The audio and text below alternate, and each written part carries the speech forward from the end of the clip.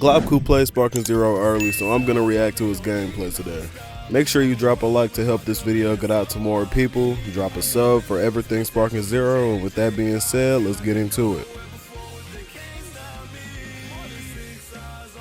Last week, I traveled to Los Angeles for Summer Games Fest Playdays, where I got to play a lot of different games. But the one I was looking forward to the most was definitely Dragon Ball Sparking Zero. And today, I get to tell you all about it. Yo, that I got map a is 30-minute massive. presentation that went through story mode and custom battles, and then I had another 30 minutes where I could play the game and capture it for myself. And then I got COVID, which is why my voice sounds like this. But that's not going to stop me from telling you what this is all about. So let's start with story mode. Now, this appointment came right after we all saw the release date trailer, which is where we learned that you could pick branching stories. You could choose to do something that Goku didn't in the Dragon Ball canon. Something that might cause him to go Super Saiyan in the fight against Vegeta, for example. That's really cool. Well, there is more. Turns out that story mode won't just have those options for Goku. There will be 8 characters in total to choose from, each one with their own story. This isn't new to Tenkaichi, but if you add that to the branching paths that each story might take, suddenly you have a gigantic single-player story mode. They didn't say who the other characters were, but they did confirm that Goku would have the biggest story of them all, and that for the first time with Goku's story, you're gonna go through the entirety of Dragon Ball Z into Dragon Ball Super. Also, do you remember seeing those first-person shots during the trailer? Well, turns out that's controlled by the player. Every time you have a cutscene like this, you can pretty much just toggle at will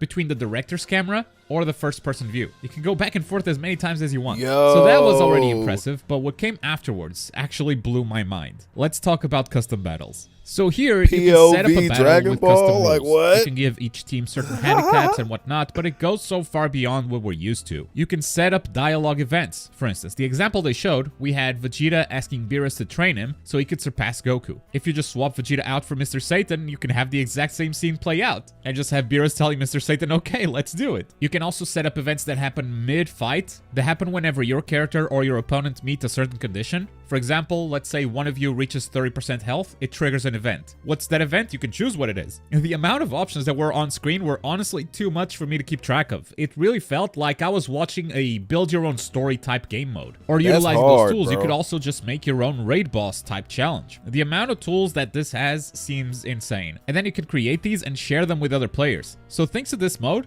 you kind of have unlimited single-player content as long as the community keeps building it. And that is actually genius. I can't You wait must be able to to spend like 3 or more get hours something messing with all these menus or only to give gain up something and play from the most making popular these. levels that someone else built. And one final quick note before we jump into my gameplay. The game has finally confirmed split-screen offline multiplayer via the hyperbolic time chamber. And I asked if this was just the name of the split-screen game mode, if we could actually play in other stages, and the answer is no. With no room for misinterpretation, they told me you can only play split-screen in the hyperbolic time chamber stage. What this tells me is that they didn't plan for it hurts, but it is what it is, bro. At least we got it, period. To pull it off, even if it was something limited as this. And after playing the game, I wonder if this was a performance issue of sorts. Because when you first pick up this game, you will notice environment destruction is just way more than you're expecting. Things are breaking and exploding all the time. So by having split screen in the emptiest map in Dragon Ball history, that would make sense that if is performance hard, was the issue. 'Cause now you have bro. 2 cameras, but you don't have to worry about all of that destruction anymore. Alright, let's jump into gameplay. I had 30 minutes of gameplay against the CPU. No training mode, no PvP, so with 30 minutes of gameplay, you can probably get around 4 total games, meaning that this was hardly enough to tell you how good or bad this game will be in the long term. Nah, but bro. it's more than The games enough go to give so you a fast. first impression. And I really like this game. Does it play like Tenkaichi? Yes. It maybe feels a little less raw, a little less manual, but maybe that's just the nature of those older games. Once you start adding enough effects and animation, things start to feel heavier, and that's what this game feels like, a heavier Tenkaichi. You also find that a lot of the combos you used to do in the past, they still work exactly the same in this game. snap vanishing. Given how much the core mechanics actually changed. For instance, this is me just pressing the square button with Goku. He goes into a vanish combo, ignore the final ki blast. If you know anything about combos in Tenkaichi, you know what this means. I think characters don't have a second rush combo anymore, but I can't really confirm that with the time I had, because you can do more. So now there's auto combos? With Piccolo, I was able to get this extra vanishing attack, and I'm sure you can also do a homing dash and a few other options too. In fact, one of my favorite things about Sparking Zero is that I was improvising combos easier than ever before, and things actually worked. So nowadays, you can just mash square. Going by just shooting a couple of ki blasts. That combo counter never dropped. You could definitely combo with ki blasts back in Tenkaichi, but never as relaxed as this. And that really Yeah, I made me noticed wonder that how in the far we can first push this trailer. game. The best thing I can say about it right now is that it left me wanting to try a bunch of different things, because every time I tried something, the game would actually let me do it. And I Yeah, if you love get that knocked freedom. back, now, bro, it's one over place with. where You're I hit feel like with the a game got a blast. nerf over the previous Tenkaichi games was on movement. And that's not to say that it Exactly. has less options than before. I don't think that's the case. But the new short dash actually costs meter. And the thing is, if you're used to Tenkaichi, you're used to this not costing any key at all. So I was constantly starving. This is not necessarily a good or a bad thing. It's just something that I didn't feel in other Tenkaichi games that you will probably feel as well when you pick this up. You are just out of meter all the time. Now, over the next couple of days, I will be sharing all of my gameplay uncut. The only reason I get invited to stuff like this is because you guys watch my videos, and so I think you deserve to see every punch that I captured, every fail that I did, every single second. So make sure you subscribe to the channel so you don't miss that. But this demo had a total of 50 characters to choose from, which again, I wasn't going to be able to cover in just 4 games. But this is why I think it's also going to be fun for me to watch what the other guys captured. So make sure you check out love the Dododoya, transformation Afro screen. Senju, Syriax, Games Cage, Nanogenics, and Dukalba, and I hope I am not forgetting anyone, but I probably am. But if you want to learn everything there is to know about Sparking Zero from this event, you'll probably need to watch all of them. 30 minutes was just...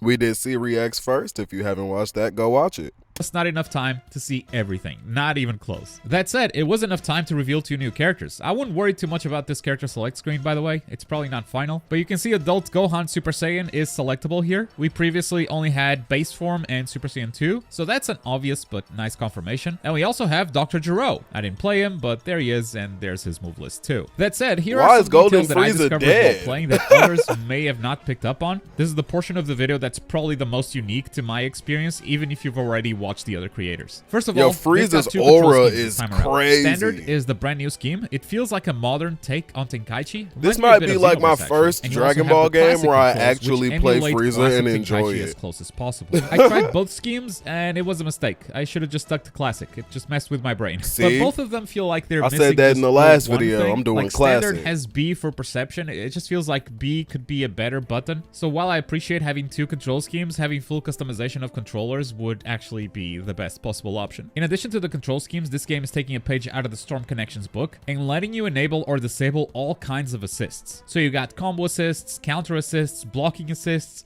If you just want to mash square and win the game, you can turn all of this stuff on if you'd like. I can't tell you how helpful it is. I played with everything off all the time. And for those of you that want to see how non-flying characters will play, I did try out Mr. Satan. Basically, he has infinite jumps, and then he starts slowly floating down whenever you stop midair. He can still vanish though. Mr. Satan can surely schmove. And overall, I do feel like combos specifically are a bit slower than they used to be. And that's what I meant earlier by saying this feels like a heavier Tenkaichi. But that wasn't the case for every character, because when Berter came on screen, the dude was just flying. God! And I love that characters can feel that different between each other. There are going to be a lot of characters that kind of feel the same in this game. So the more unique characters like this game has, the more impressive the roster looks insane. And I also found out something busted. about the World Tournament arena. First of all, it does I'm not gonna lie, have that green Vegeta might coming be off my the ground main at in all this times. game, I don't bro. know why. That looks super ugly in my opinion. First thing I tried in this arena was to ring out Tien, which as you can clearly see, there's no ring outs. So maybe they're an option you can disable, or they straight up don't exist. Either way, this demo did Hopefully not have it's an ring outs. option. But something really cool that happened was after Tien does his super,